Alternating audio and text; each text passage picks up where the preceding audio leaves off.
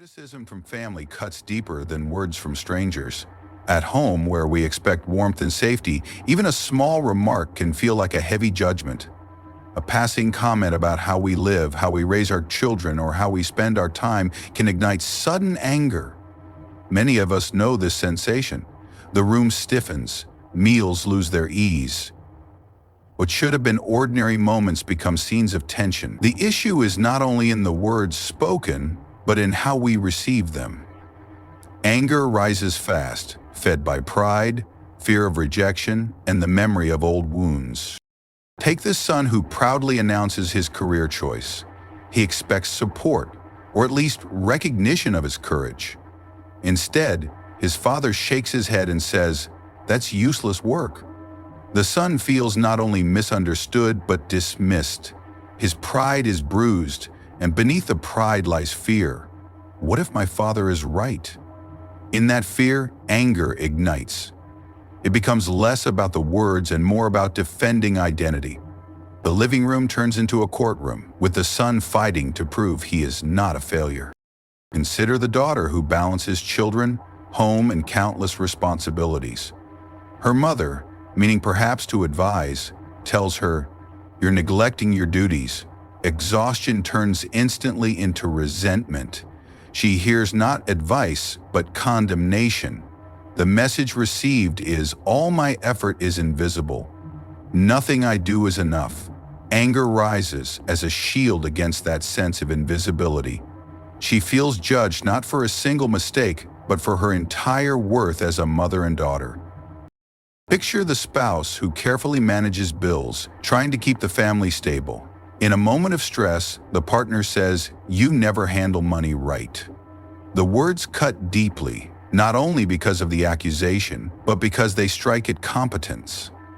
The spouse feels exposed, as if years of effort are being erased by one careless sentence. Pride resists the verdict, shame fuels defensiveness, and anger comes roaring in. Here too, the real conflict is not only about money, but about the fear of being seen as inadequate in the role of provider. These scenarios are painfully ordinary, yet they reveal why family criticism is so heavy. In each case, the words are not just sounds. They are transformed into judgments about identity, competence, and love. A simple comment mutates into a message: "You are not enough." This transformation is what fuels anger. The surface issue may be work, housework, or finances, but the deeper issue is dignity. Psychologically, several emotions collide at once. There is humiliation because the person feels belittled. There is betrayal because the words come from those expected to support. There is helplessness because no reply seems to change the verdict. And there is pride, which refuses to let the judgment stand unanswered. This storm of emotions makes criticism from family far more potent than the same words spoken by outsiders. Yet anger, though powerful in the moment, does not resolve the wound. It promises strength, but it breeds division. The son argues louder, but gains no respect. The daughter raises her voice, but feels no more valued. The spouse defends, but trust grows thinner. Each attempt at retaliation deepens the distance. The fire of anger burns not only the critic, but the one who responds. Marcus Aurelius warns us that the real harm does not lie in the words themselves, but in the judgment we attach to them. His reminder is sharp. If you are pained by external things, it is not the thing itself that disturbs you, but your judgment of it. This applies directly to family criticism. The insult is noise. Our interpretation turns it into a wound. To pause, to withhold judgment, is to break the chain. This leads to the central question: must we be ruled by these emotions? Does anger truly protect us, or does it enslave us further to the opinions of others? Imagine Marcus Aurelius at the family table. Would he lash out to prove himself? Or would he remain calm, seeing the words as mere echoes of another's fear or limitation? His calm points us toward another kind of power, the power to hold dignity without anger. And it is toward this power we now turn. Why does family criticism feel so unbearable? To answer, we must look beneath the words. The sting is not only in what is said, but in the weight we allow those words to carry. First, the bond itself. From childhood, we grow needing acceptance from our family. Approval becomes tied to identity. A parent's smile feels like proof that we are worthy. A parent's frown feels like rejection of who we are. When parents, siblings, or spouses criticize us, it does not sound like a simple judgment about one action. It feels like rejection of the person behind the action. This fear of disconnection is one root. A harsh comment may sound like, "You are not enough." That voice is heavier when it comes from someone close. What a stranger says can be brushed aside, but when the same words come from family, they echo in the deepest places of memory. Second, pride. We imagine ourselves competent, capable, and in control. We tell ourselves that we know what we are doing. A single remark, however, can strike at this self-position with precision. You're careless. You never do things right. These are not just criticisms of behavior. They are heard as challenges to worth. Anger rises quickly, not only to reject the claim, but to defend the fragile image we hold of ourselves. We believe we are protecting dignity, yet in truth, the anger reveals insecurity. Instead of proving strength, the outburst exposes our dependence on the approval of others. Third, repetition. Family criticism rarely stands alone. The words of today awaken the memory of yesterday. Old arguments are never fully buried. They return disguised in new sentences. A brother's casual remark about responsibility may echo the father's repeated lectures of childhood. A spouse's frustration about money may call back years of conflict on the same issue. When we hear criticism, we are not hearing only one voice. We are facing the entire chorus of the past. This magnifies the sting and makes calmness difficult. We are not reacting to one sentence, but to years of stored resentment. Fourth, expectation. We assume that family will understand us better than anyone. We assume they will see our effort, our intentions, our struggles. When instead they question or condemn, the disappointment cuts deeper than the words themselves. To be misunderstood by a stranger is irritating. To be misunderstood by family feels unbearable. The criticism lands not only as a challenge, but as a betrayal of the bond we believe to be secure. This gap between expectation and reality fuels the anger that follows. Finally, vulnerability. At home, we let down the defenses we wear outside. At work, we can meet harsh words with professionalism. With strangers, we can retreat into distance. But at home, where we expect refuge, we are bare. A cutting remark enters directly, without the shield of formality. That is why the same words spoken by a colleague may pass with little effect, but when spoken by family, they pierce to the core. Vulnerability makes the home both a place of healing and a place of deep wounding. All of these, fear of rejection, pride, repetition of old wounds, expectation, and vulnerability, combine to create a volatile mixture. The spark is criticism, and the result is fire. Anger is the flame that bursts forth, yet like any flame, it consumes more than it protects. The son who answers sharply does not earn respect. The daughter who retaliates does not feel more valued. The spouse who lashes back does not restore trust. Instead, families burn, trust crumbles, and love is strained. The Stoic perspective helps us see this clearly. The harm is not only in what is said, but in what we choose to believe about it. If we mistake criticism for proof of rejection, anger is certain. But if we see it as sound, as passing air, its power fades.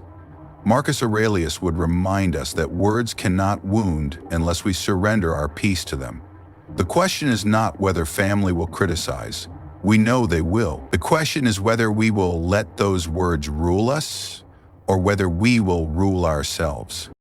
Marcus teaches us that the mind gives power to words. He would remind us that no insult, no criticism holds weight until we decide it does. Words are nothing more than vibrations in the air. They become heavy only when we allow them to define us. This is the first defense of the Stoic, to recognize that the judgment of another cannot wound the soul unless the soul chooses to yield. Imagine Marcus sitting at a family table today. A relative criticizes him sharply, accusing him of neglecting responsibilities, or questioning his worth. The words land, but instead of anger, he pauses. The pause is deliberate. In that silence, he asks, "Is this within my control?" Their words are not. Their opinions are not. But his response is. That single act of questioning creates a distance between stimulus and reaction. In that distance, freedom appears. He chooses calm. Marcus would treat criticism not as an injury but as an opportunity. He would see in the harsh remark a chance to test his patience. He would see in the insult a mirror for his pride. He would use the moment to practice humility, reminding himself that even if the criticism holds truth, it does not destroy him, it only guides him to improve. And if the criticism is false, it vanishes like smoke, leaving no mark. Either way, the critic gives him a gift, material for practice. At the same time, Marcus would reflect on the critic's humanity. He would remind himself, this person acts according to their nature, shaped by fears, frustrations, and limits. A father may criticize out of worry for the future. A spouse may lash out from exhaustion. A sibling may mock to cover insecurity. Recognizing this, Marcus would not see an enemy, but a fellow human struggling with their own burdens. Instead of taking offense, he would let compassion soften his judgment. But Stoicism is not only thought, it is also action. After examining his own mind, Marcus would decide how to respond outwardly. He would not sit in cold silence, nor would he answer with bitterness. His response would be calm but clear. He might say, "I hear your concern. I will reflect on it." If the criticism contains truth, he would later adjust his behavior quietly, proving by action rather than argument. If the criticism is false, he would let time reveal the truth, showing through consistency that the words had no substance. Imagine the scene. After a sharp remark, Marcus continues the meal without tension. He eats slowly, his tone measured, his eyes steady. He does not rush to defend himself, because he knows his dignity is not at stake. Instead, he may turn the conversation gently to common ground, perhaps asking about the well-being of the critic, or acknowledging their concern without letting it define him. His action restores balance to the room, showing that conflict need not escalate. By responding this way, Marcus demonstrates that mastery is not withdrawal, but engagement without anger. He does not avoid the moment, he lives through it with discipline. His words are few, his demeanor calm, his actions consistent. This is how the inner citadel shapes outward behavior. Family conflict no longer dominates him, because he does not hand over his freedom to others' judgment. He acts according to reason, not impulse. He preserves dignity not only within himself, but in the atmosphere of the home. And in this, he models strength, showing that calm under criticism is not weakness, but the highest form of power. From this point, the question arises, what principles enable such composure, and how can we apply them ourselves? The Stoic core rests on several pillars, and in the writings of Marcus Aurelius, these pillars appear again and again. He does not present them as theories, but as reminders to himself, short commands to the mind, forged in the effort to live with reason. When we analyze his thought, we see four principles that structure his entire response to insult, criticism, or conflict: control, judgment, impermanence, and compassion. Control. Marcus is relentless in his distinction between what is ours and what is not. He insists that the mind must guard its sovereignty by refusing to claim power over what belongs to others. He writes, "You have power over your mind, not outside events. Realize this, and you will find strength." This statement is not merely practical advice, but a metaphysical claim about human freedom. According to Marcus, the only true domain of control is our rational faculty, how we choose, how we interpret, how we act. Everything else, fortune, reputation, the words of others, belongs to the realm of what is not up to us. The discipline of control, then, is to confine our concern to what is internal. By doing so, we are free, even when insulted or misunderstood, because nothing essential has been touched. Judgment. For Marcus, the world is neutral. Events in themselves carry no moral weight. It is our interpretation that makes them appear good or bad, tolerable or unbearable. He writes, "If you are pained by anything external, it is not the thing itself that disturbs you, but your judgment of it, and it is in your power to wipe out that judgment now." This insight lies at the very center of Stoic thought. The insult is not the injury, the harsh word is not the harm. What wounds us is our own decision to regard those words as destructive. By recognizing this, Marcus reduces the sting of offense to its true size, mere sound in the air. He commands himself again and again to strip events of their added interpretation and to see them simply as they are. Impermanence. Another central theme in Marcus's reflections is the fleeting nature of all human actions. Time, he reminds himself, washes everything away. He writes, "All is ephemeral, both the rememberer and the remembered." Criticism, too, belongs to this stream. A sharp word may feel eternal in the moment, but Marcus insists it is already vanishing. Carried downstream by time, to attach lasting importance to it is to misunderstand reality. The discipline of remembering impermanence loosens the grip of anger. Why fight so fiercely over what will not even be remembered? By recalling the brevity of life, Marcus places criticism in its proper perspective. A momentary disturbance, not a lasting truth. Compassion. Though often misunderstood as harsh or detached, Marcus's stoicism is deeply humane. He reminds himself that those who offend are also subject to ignorance, weakness, and fear.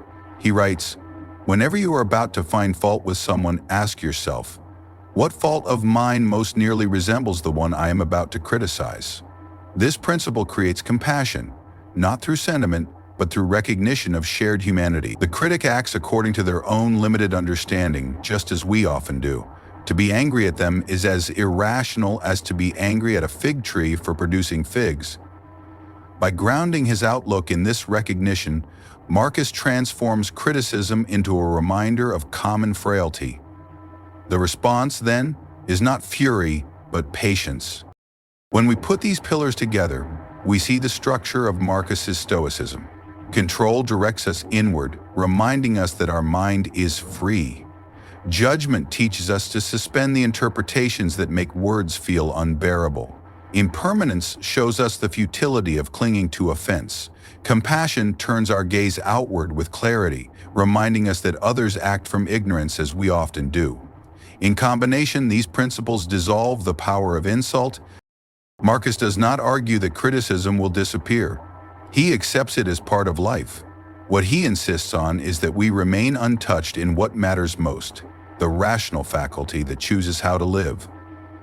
His stoicism is not about escaping conflict, but about meeting it with a mind trained to remain steady.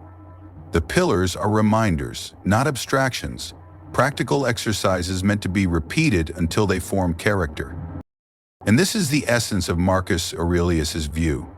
External words, no matter how sharp, cannot touch the inner citadel unless we open the gate. And for him, wisdom is precisely this: to keep the citadel guarded, to rule oneself rather than be ruled by passions, and to meet the world with reason, clarity, and calm.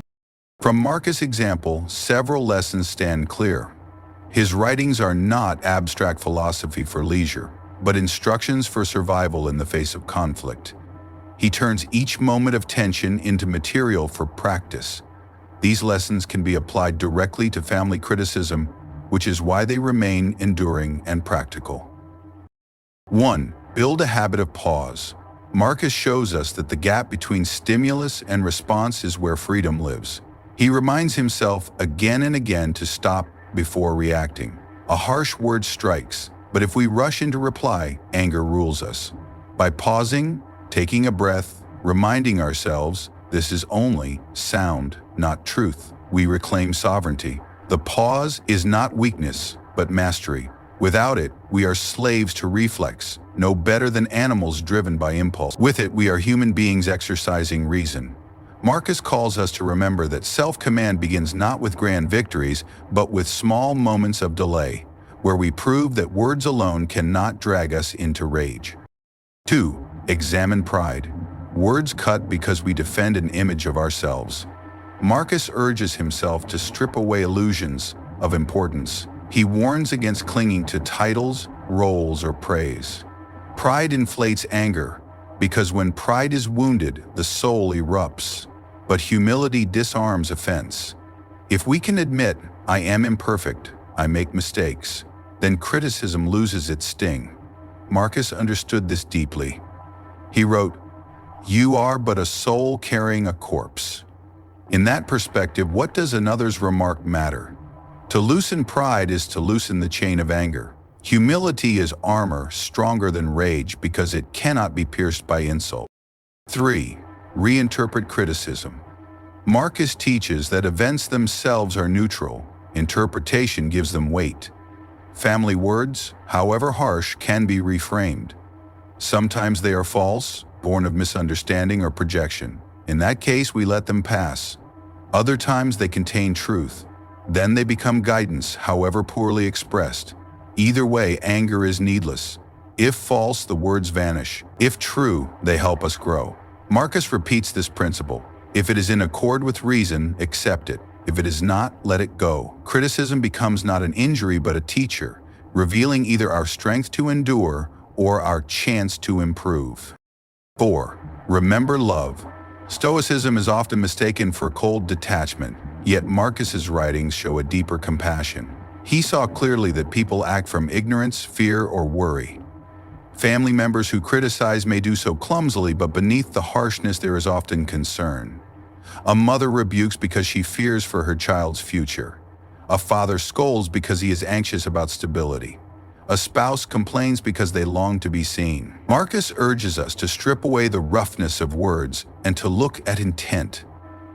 To see care hidden beneath sharpness transforms anger into understanding. Love does not require agreement, but it requires seeing the human behind the voice. 5. Practice. Marcus did not rely on memory. He trained through repetition. He wrote each day to discipline his mind, reminding himself of truths he already knew. He understood that without practice, philosophy fades into theory.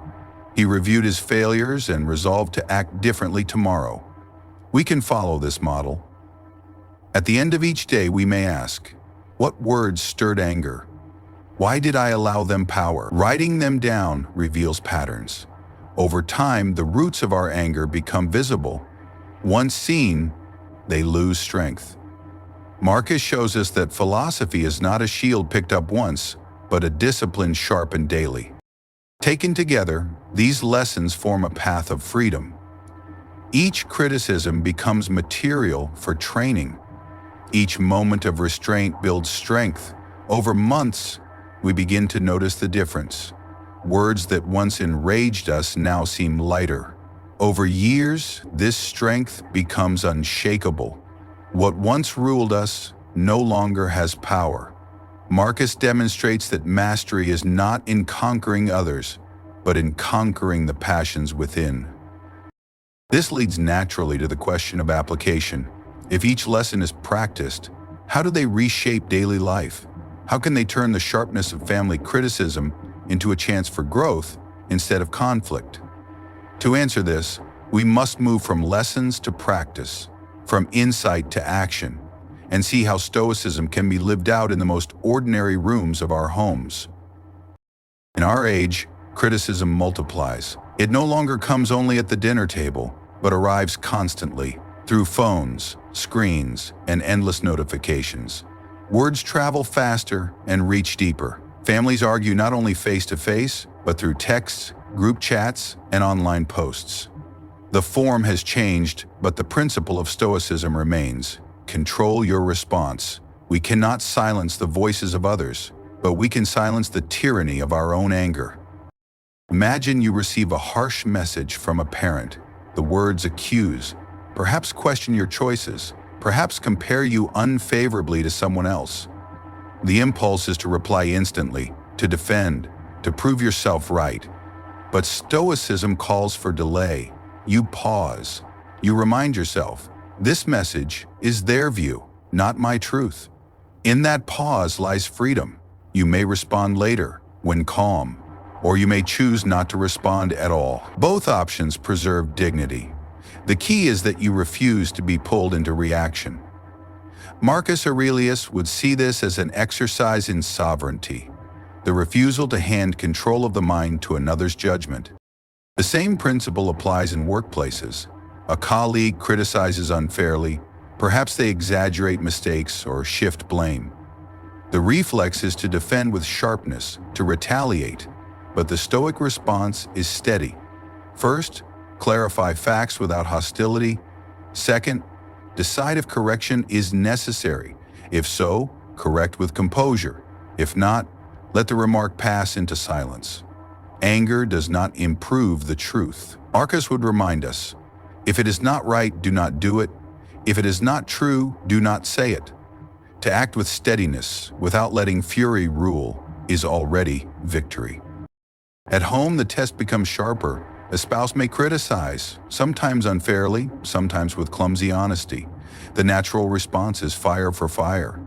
Yet Stoicism teaches clarity instead of escalation. Words such as, "I hear you," and "I will reflect," have power. They do not surrender truth, but they preserve peace. By answering with calm, one creates space for dialogue. Marcus would see this as applying the discipline of judgment, refusing to label the remark as unbearable, treating it instead as information to be weighed. In parenting, Stoic calm becomes essential. Children also criticize parents. A teenager may shout, "You never understand me." The sting is sharp, but the Stoic parent resists the urge to lash back. They see beneath the words. Anger is only the surface. The deeper cry is, "I want to be understood." To answer with calm, even when provoked, teaches more than lectures ever could. The child sees strength that does not depend on rage. By modeling restraint, the parent trains the child toward the same virtue. In relationships, the principle appears again. Couples often wound with words not to destroy, but to test.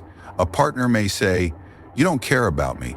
Taken literally, the statement hurts, but the Stoic learns to hear longing behind accusation. The deeper meaning is, "I need your attention." Instead of defending with counterattack, the Stoic listens.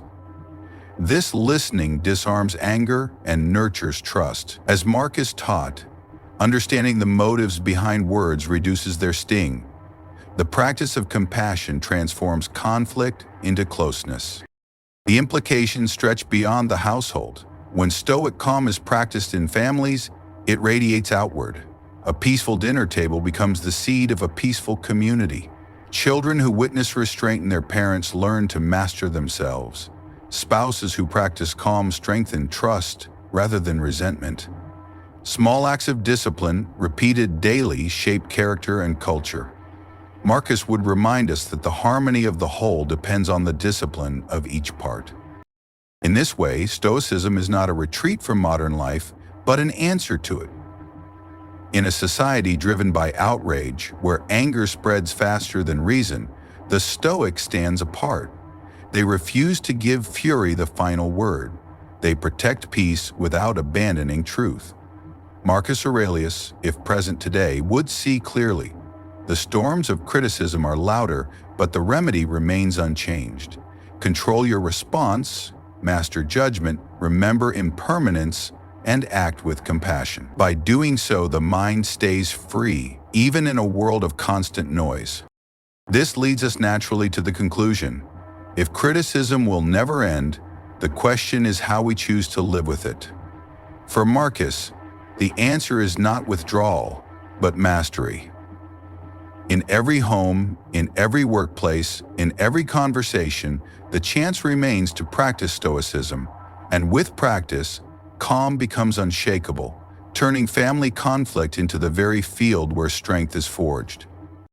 To never be angry at family criticism is not to be numb, it is to be free. Marcus Aurelius would insist that freedom lies not in controlling others, but in governing the movements of one's own soul.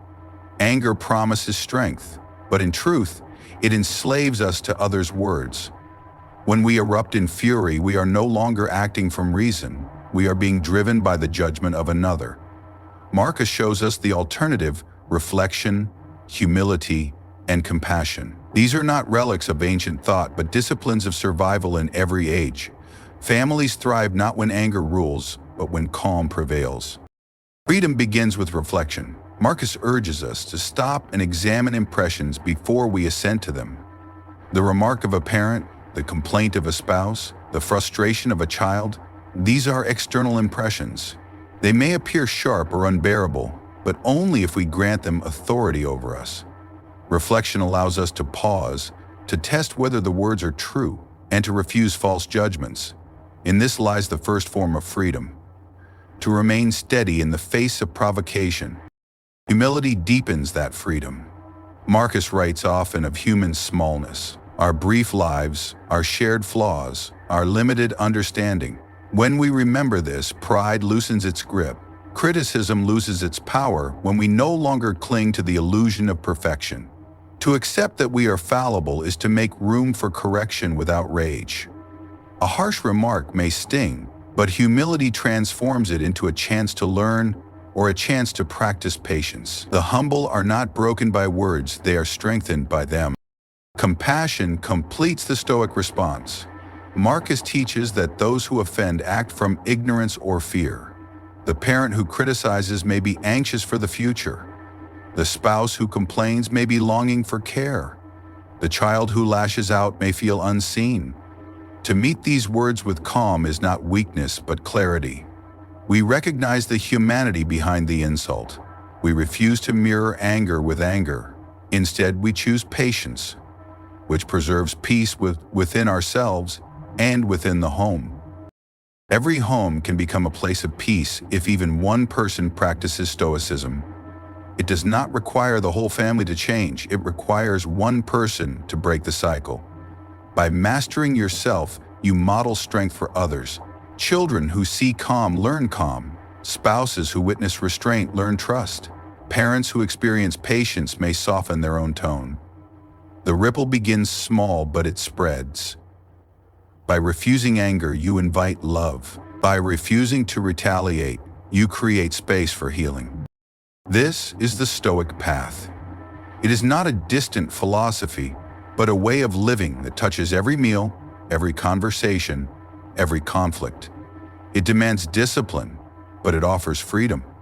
Marcus Aurelius reminds us that the inner citadel cannot be taken unless we surrender it. To walk this path is to keep the citadel guarded, to rule oneself rather than be ruled by passion, to face family criticism with dignity intact. And so the invitation is simple: walk it and discover freedom.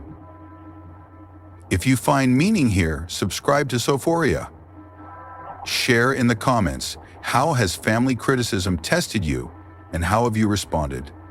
Together we can practice calm, protect peace, and live free.